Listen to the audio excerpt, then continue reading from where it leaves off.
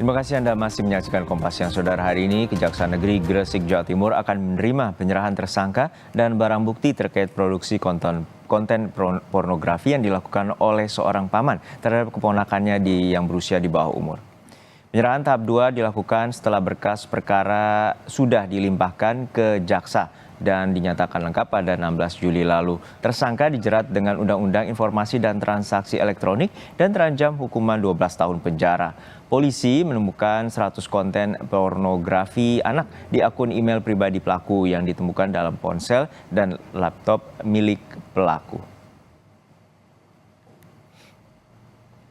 Sebelumnya, seorang pria di Gresik, Jawa Timur membuat konten pornografi keponakannya yang masih berstatus anak di bawah umur. Tersangka memproduksi konten untuk kepuasan pribadi.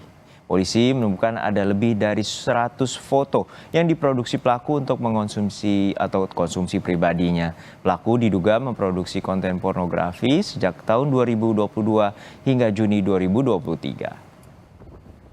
Untuk mengetahui informasi terkini, kita telah terhubung dengan jurnalis Kompas TV Fia Irmar di Gresik, Jawa Timur dan Suara Anzani di Bareskrim Polri. Namun kita sapa terlebih dahulu rekan Fia Irmar di Gresik, Jawa Timur. Via, penyerahan tersangka dan barang bukti atau tahap 2 ini ke Kejaksaan Negeri Gresik, Jawa Timur. Lalu seperti apa proses dan pelimpahan berkas ini?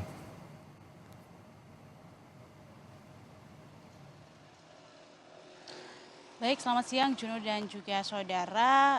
Informasi sementara yang kami dapatkan dari Kasih Intel Kejaksaan Negeri Gresik, Jawa Timur, yaitu Raden Ahmad Nur Rizky, bahwa memang betul hari ini akan dilakukan penyerahan tersangka dan juga barang bukti terkait kasus seorang pria yang memproduksi sekitar 100 konten pornografi anak-anak. Jamnya jam berapa hingga saat ini belum ada kepastian karena memang proses administrasi terkait berkas-berkas yang nantinya akan diserahkan ke Kejari Gresik saat ini masih dilakukan di Kejaksaan Negeri Tinggi Jawa Timur.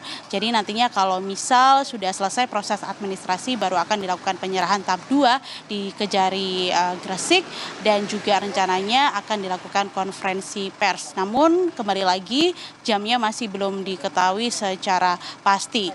Juno dan juga saudara, diketahui bahwa pada tanggal 22 Mei 2024 laporan polisi terkait kasus seorang pria yang produksi 100 konten pornografi ini masuk lalu kemudian dilakukan penyelidikan hingga akhirnya pada tanggal 10 Juni 2024 polisi berhasil menangkap tersangka.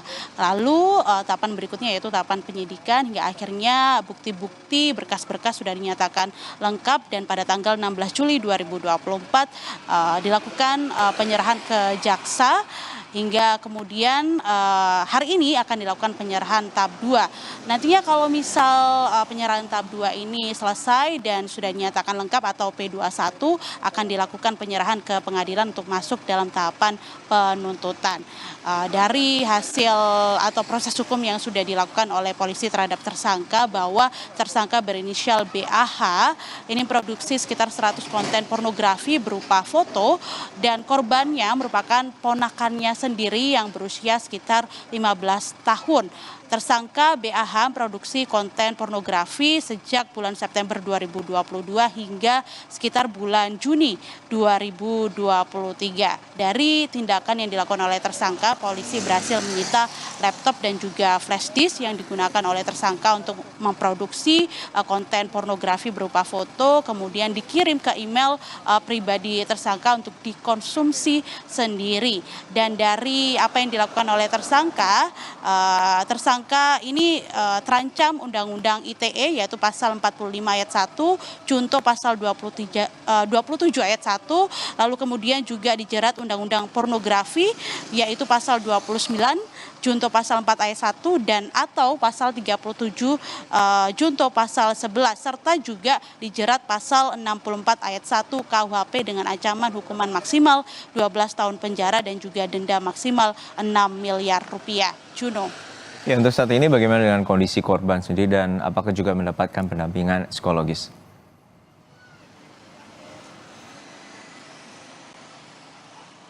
Terkait kondisi korban, dari tindak pidana pornografi ini memang kami hingga saat ini belum mendapatkan informasi apapun, namun yang pasti korban tindakan pornografi ini memang seharusnya mendapatkan perlindungan dan juga pendampingan secara psikologis karena memang juga akan mengalami trauma dari kasus yang terjadi ya sejak tahun 2022 hingga tahun 2023. Dan kalau kita melihat Undang-Undang Perlindungan Anak nomor 23 tahun 2022 yaitu pasal 64 memang seharusnya korban tindakan kekerasan seksual termasuk juga korban dari tindakan pornografi ini harus mendapatkan perlindungan dan juga mendapatkan pendampingan hingga tuntas. Juno. Terima kasih rekan Fia Irmar dari Gresik, Jawa Timur. Lalu dari Gresik kita akan bergeser ke Barreskrim Polri di Jakarta. Sudah ada jurnalis Kompas TV, Suara Anzani. Anzani, untuk saat ini seperti apa proses pelimpahan berkas perkara pelaku penyebaran ataupun penggunaan konten pornografi terhadap keponakannya sendiri hingga dinyatakan lengkap?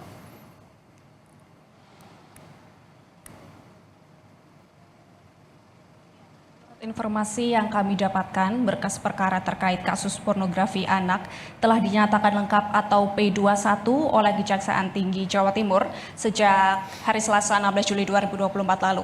Kemudian menurut Kepala Bagian Penerangan Umum Divisi Humas Polri Kombes RD menyatakan bahwa penyerahan tersangka dan barang bukti akan dilakukan pada hari ini di Kejaksaan Negeri Gresik, yang artinya kasus dari pornografi anak ini akan melanjutkan ke persidangan.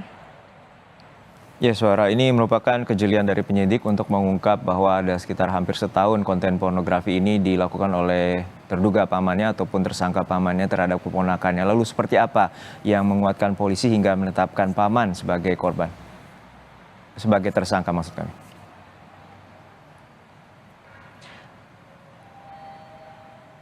Polisi menyatakan tersangka BAH menjadi tersangka itu dikuatkan dengan beberapa barang bukti yang telah disita oleh penyidik seperti KTP, handphone, laptop, kartu SIM, kemudian flash disk dan beberapa dokumen dukungan lainnya yang menjadi pendukung kasus dari pornografi anak ini. Kasus pornografi anak ini telah berlangsung hampir setahun, kurang lebih 11 bulan, yaitu sejak bulan September 2022 hingga Juli 2023, yang polisi menangkap atau menemukan 100 konten foto yang diproduksi oleh tersangka untuk menjadi konsumsi pribadi. Kemudian ternyata tersangka yang berinisial atau korban berinisial D ini merupakan keponakan dari tersangka sendiri, dan akhirnya tersangka ini terjerat pasal Undang-Undang ITE, Undang-Undang Pornografi dan KUH pidana yang diancam 12 tahun penjara serta denda sebanyak 6 miliar. Baik, terima kasih rekan Suara Azani dari Barreskrim Polri dan juga sebelumnya rekan Fia Irmar dari Gresik, Jawa Timur.